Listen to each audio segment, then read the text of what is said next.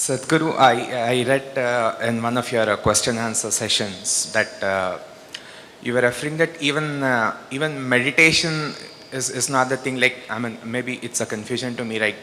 Buddha didn't meditate much, though his followers did. I mean, it's just a state of ecstasy which people get into. Uh, is it that? Uh, like, of course, I meditate and get the feeling of bliss and ecstasy, and it remains throughout the day. Is that enough for a spiritual journey? I'm a bit confused. It's enough incentive. It's only an incentive. Ecstasy is only an incentive.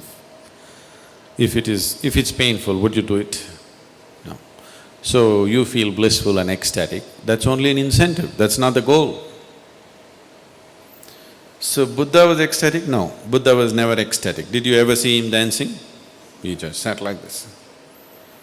That's different. If I ask you to sit like that, would you sit? No. You need some incentive. So, just creating that sweetness in the system is an incentive.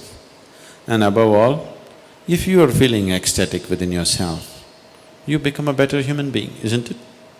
Aren't you? When you're very happy, aren't you a wonderful human being? Only when you're unhappy, you're a nasty human being, isn't it? Isn't it so? When you're happy, you're a wonderful human being, everybody is, isn't it? So keeping you ecstatic, a dose of ecstasy in the morning, the world is feeling better up. If everybody in Hyderabad started off in an ecstatic way in the morning, Hyderabad would be a wonderful place, isn't it?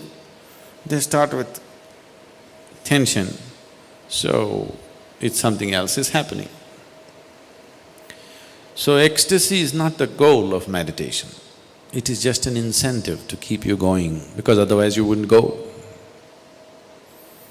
So what is meditation? The purpose of… if we have to look at the purpose, if you sit in meditation, slowly it will become like this, your body is here, your mind is out there, what is you is somewhere else.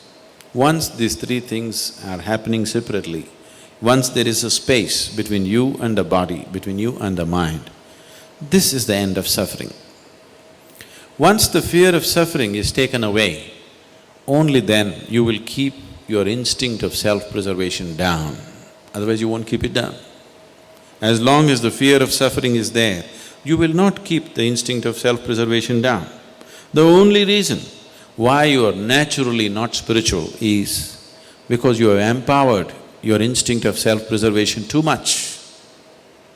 All the time it is trying to make you like a bubble in the world, separate bubble, not willing to mix with anything.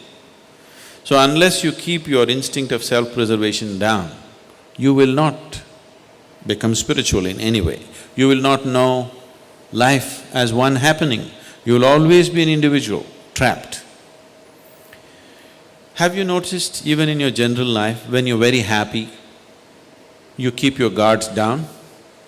Isn't it so? When you're unhappy, fully shielded. When you're happy, little down, isn't it? When you're very happy, it's all down. Have you noticed this? So this is the reason why you're willing to be happy only among certain people. Because you don't know how to be just happy and still know where to stop life when it has to be stopped.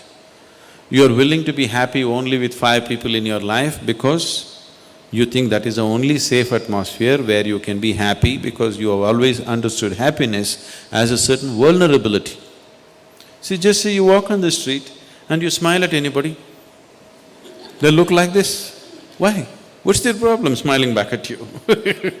What are they going to lose? They think if I smile, he may exploit me. How will he exploit you? If he comes to pick your pocket, you can stop him. If he smiles, even a pickpocket smiles at you, why can't you smile at him? What is the problem? Just try today and see, just go out and smile. People who look like this, they're surprised, somebody is making me vulnerable to life. They want to go on the street like rocks, they want to go home and become life. Doesn't work. After some time you become a rock there also. If you want to be life, you must practice it everywhere, isn't it? So, Meditation gives you that space between you and your body, between you and your mind. Whatever suffering human beings have known, it has either entered them through the body or through the mind. Do you know any other kind of suffering? There are only two kinds of suffering, isn't it? Once you have a distance from these two things, this is the end of suffering. Once the fear of suffering is taken away, only then you are willing to venture into other dimensions of life. Otherwise, no matter what I tell you, you are only looking for safety.